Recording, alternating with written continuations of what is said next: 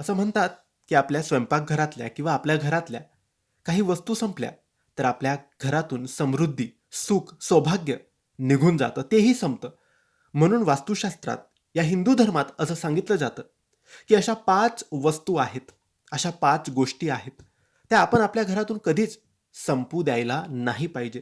संपण्याआधीच त्या आपण आणून ठेवायला पाहिजे. एकदमच त्या वस्तू संपू देऊ नका.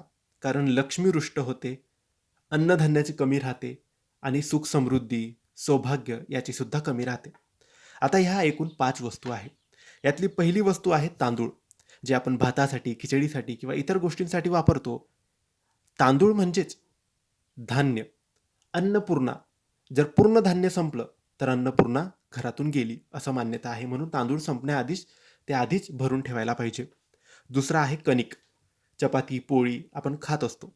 हे सुद्धा अन्नपूर्णेचे प्रतीक आहे. तांदूळ आणि कणिक हे आपल्या घरातून कधीच संपू द्यायला नाही पाहिजे. मीठ.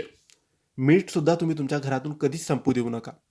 म्हणून सांगितलं जातं की 1-2 पॅकेट मिठाचे आपल्या घरात पाहिजेच. मीठ संपलं की लगेच भरायचं. मीठ कधीच पूर्ण संपू देऊ नका.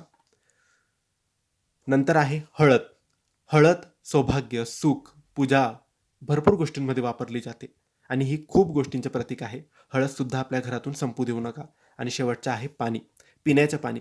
एकदमच पिण्याचं पाणी रिकामं झालं, माठ खाली झाला, पाण्याच्या बॉटल्स खाली झाल्या असं कधीच होऊ देऊ नका.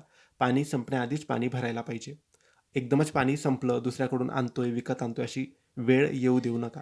तांदूळ, कणिक, मीठ, हळद आणि पाणी या 5 वस्तू आपल्या घरातून कधीच संपू देऊ नका. या 5 गोष्टींची कमी तुमच्या घरात नसली तर पैसा, सुख, सौभाग्य, शांतता याची सुद्धा कमी नसेल.